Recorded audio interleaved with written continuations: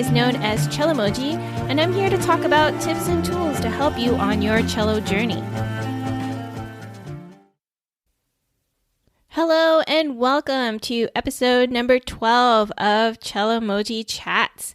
And in this episode, I thought it would be a great time to talk about checking your instrument and things that you should pay attention to throughout the year when it comes to maintaining things about your instrument. I don't know about the weather in where you're at right now, but I do know that where I'm at in Texas, the weather is just fluctuating a lot from extremely warm to extremely cold and then back to warm again. The weather's kind of all over the place. Currently in other places, I know that it's snowing a whole lot unusually, but here it's just this nice sunny weather and then it goes up pretty hot and then probably by the end of the week it drops again another like 30 degrees or so. So when it comes to using your cello, you might have noticed that your cello might be going out of tune more often, or you may notice that suddenly your strings just like pop off your cello. And some people get a little bit freaked out by that, but it is actually somewhat normal because the wood expands and contracts with the heat and the cold and how dry a place may be versus if it's super humid where you are. All of these things can definitely affect an instrument. And unfortunately, the older / more delicate your instrument is, then the more it can be affected by the weather.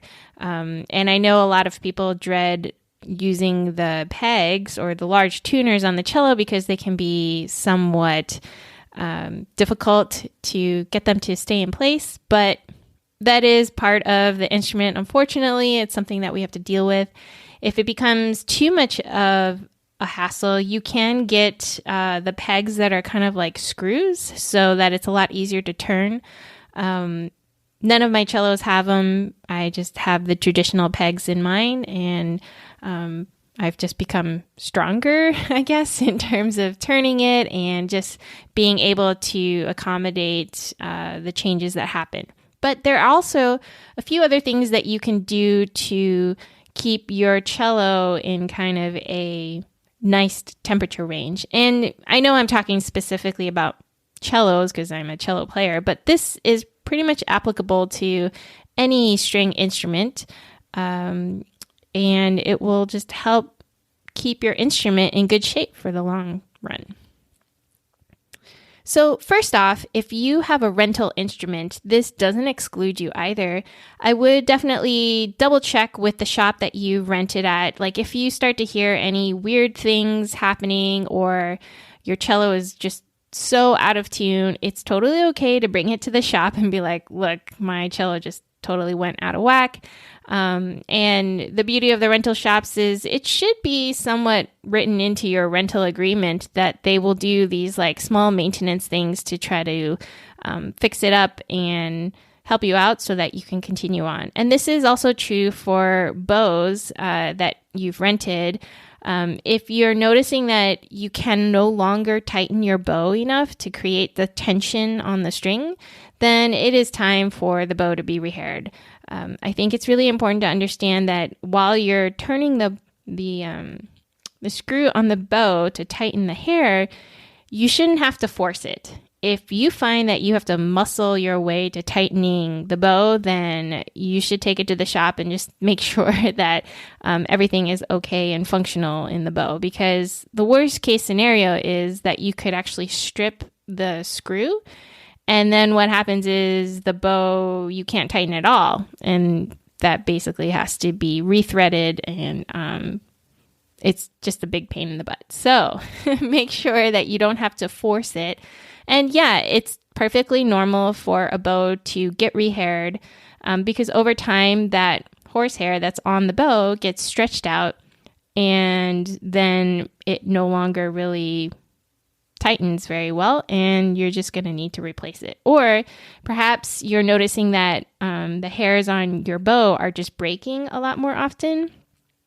Sometimes that can be a sign of extreme temperature differences, or it could just be a sign that the hair is very old and also needs to be replaced. So don't get too freaked out if you're noticing your bow is starting to lose a whole lot more hair, unless this is like a brand new bow or you just got it rehaired. Just double check all of that. Okay, one of the things you should check for is if there are any cracks or openings in your instrument. And it is true, a lot of the times you can't really see if there's any cracks or openings, but sometimes you can. Keep in mind that all of our wood instruments are held together by glue. And over time, the glue is lost and it gets faded away and there can be openings.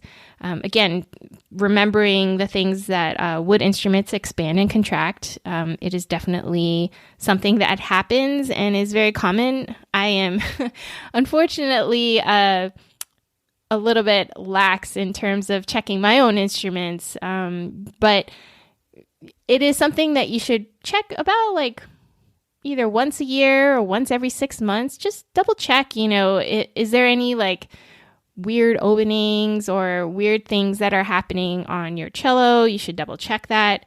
And then another way to tell if there are any openings on your cello is take a listen to when you're playing. Are there any unusual buzzes that are suddenly popping up when you're playing cello? Or maybe your cello is squeaking a whole lot more. Sometimes I notice that when there are openings on my cello, it just like no matter how careful I am, it just makes all the strings squeak a lot more. These are signs that, if you're regularly playing your cello in good form and good contact and all of that, that if it starts to make weird things that aren't typical, that perhaps you should take your instrument in to get it checked out. I wish I could say all bad sounds are due to like poor maintenance, but that's not the case. I'm just saying, say you are playing and every day it just sounds the same, and then slowly over time you're noticing that you're no longer able to avoid these odd sounds on the instruments, or one of the most obvious for sure is you start to hear buzzes, like you're playing a string or a note, and then all of a sudden the resonance creates these weird buzzes that happen. That's definitely a sign that there needs to be some maintenance done on your instrument. Sometimes the buzzes can also be caused by the wolf eliminators if you have one on your cello. A wolf is those funny sounds that are usually found on either F natural, F sharp, or E. And they often have little things that you either put on the string or you actually attach to the cello body itself. And over time, they can get loose, the ones on the strings at least. I can't speak for the ones on the cello bodies because I'm not always totally sure how they work. I know some of them are magnetic and some of them are permanently attached.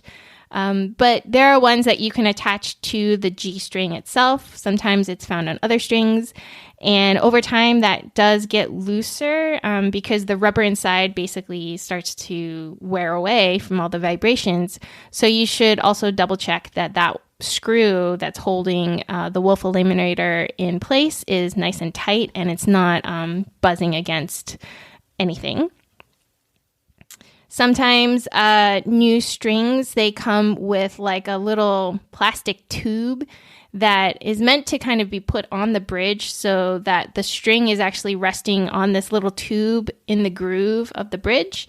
Again, these things, if you didn't see the plastic tube, that could start to vibrate, or say it's in the plastic tube, it could start to wear away, any number of things like that. So just be really careful if you do have this on your strings. If you don't have it, don't worry about it. Not every string comes with it, but some of them do.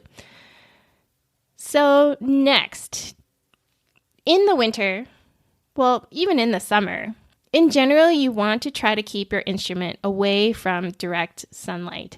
Direct sunlight, even through a window pane, is quite warm. And it's like slowly applying an iron to your instrument, basically. It really can do damage. It can start to warp the wood. It could make wrinkles in your varnish, any number of things. So in general, keep it away from direct sunlight from the window. Don't leave it in the car. Some people say like, oh, I can leave it in the car because it's not too hot or not too cold. But in general, like half of the horror stories that I've heard is someone leaves it in the car and they either forget it or their car gets broken into or it's really hot and then they didn't realize it and they take it out and, their instrument is damaged. In a way, perhaps it's a little bit extreme, but you kind of have to think of your cello a little bit like a living being. Like if you left your pet or your child in your car, like you have to really pay attention to what environment you're leaving it in, because it can really do a lot of damage. In the wintertime, it does get very dry. People turn on the heat, or if you have a space heater. So it is good to try to maintain a certain level of humidity, which can be used by like humidifiers or things you can actually put in the instruments, these like green snaky looking things. You could even just like wet a sponge, squeeze out all the excess water, put it in an open plastic bag and put it in your case just to create some like measure of humidity. You don't need dripping wet things, but you do want to maintain a little bit of humidity again, because the wood instrument is going to like that. And it will just be helpful for maintaining the instrument in status quo. And in the summertime, again, it can get pretty dry as well too, but probably more an issue with humidity in the summertime. So again, we don't leave it outside or in the car or in the sunlight. And also I've been noticing that a lot of people who keep instruments nearby vents, such as like vents where the heat comes out or the AC comes out, it can often affect the instrument as well. This is especially true for those of you who store your instrument in like a cello stand. I've been noticing a lot of my students lately, they've just been like, oh yeah, I keep my cello in a stand. And then they bring it to the lesson and it's just grossly out of tune. Because the cello is just in full blast of some kind of vent. So what I like to say is, try to keep your cello in a case, because at least it's some protection against it. And if that's not the case, then at least try your best to keep it out of direct line of air or direct line of sunlight. It's something just to double check, because I think most people don't even think that, oh, my AC could affect my my instrument, or my heat could affect my instrument. But it is something that can affect it.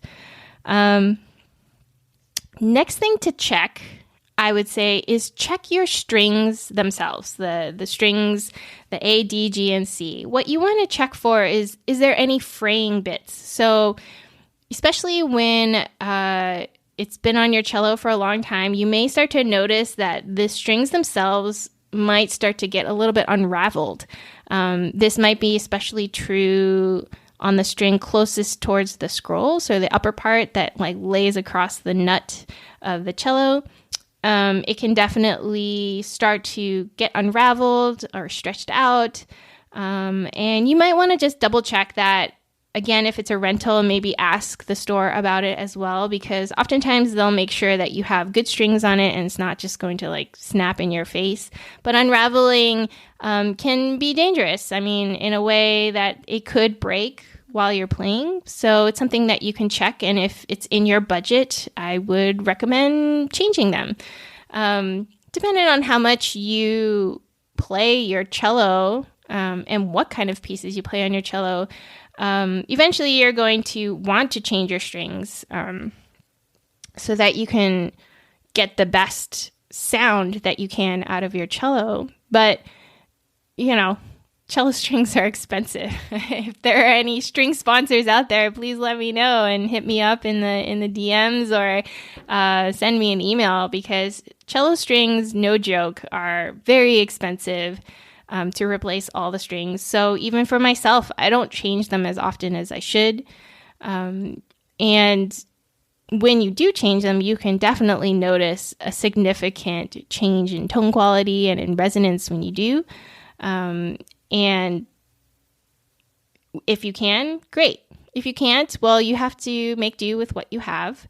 But I will say it is good to just check visually to see that your strings are in good form so that you can at least optimize the sound out of your string. Next up, I've already mentioned this, but again, just to emphasize, check your bow hair on your bow. Is there too little? Is there issues tightening? Are you rosining your bow, but it's not holding on to the rosin? Different things like that, I think you need to double check and make sure you do not fix it yourself. I know a lot of people who have talked about like clean your bow hair and then it will suddenly work again, and I would not recommend that. I would avoid touching the bow hair as much as possible. And if it doesn't work, then you need it to get rehaired. And you need to just double check things like your rosin is in good shape. But more likely than not, your bow is probably needing a rehair. For cellos, if you are not using a rock stop, or maybe you are using a rock stop, but your end pin point doesn't have like a rubber stopper at the end of it, it's a good time to check your cello tip. Most of the time, I would say like 98% of the time, I'm using a rock stop.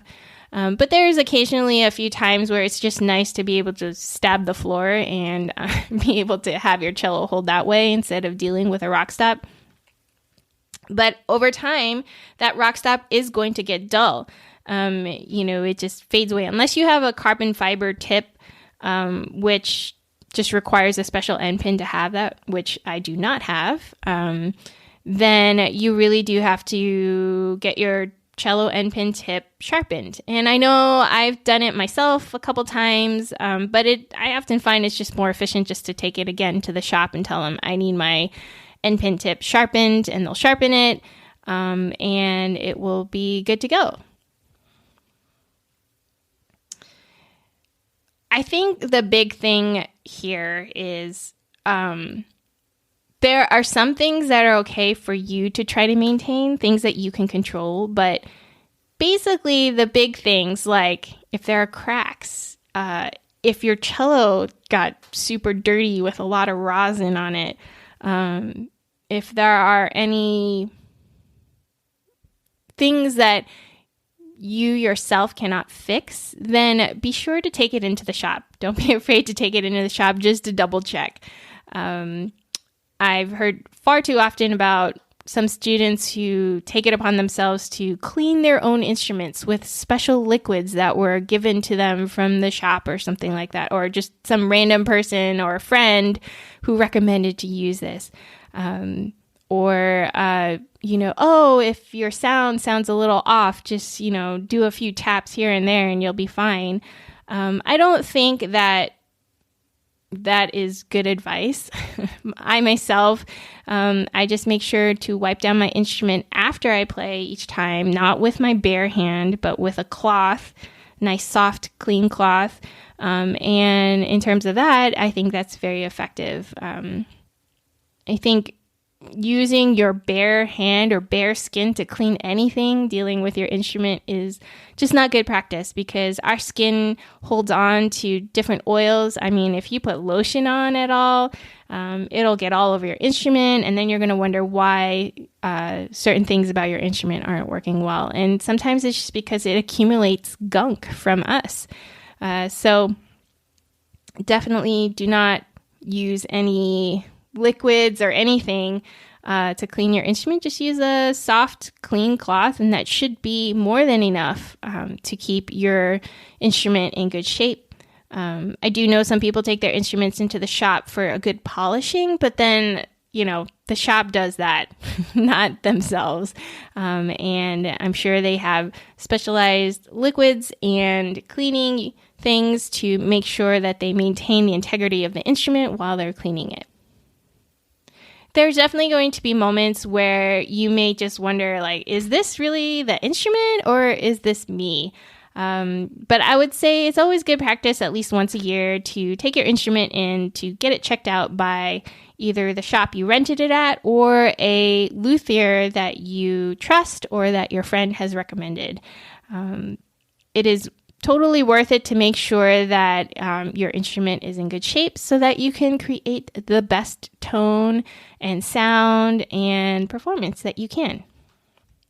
So that's my take on things to check for your instrument on a regular basis. I hope that you found this episode helpful and perhaps a little bit eye-opening in terms of how are you taking care of your instrument every year.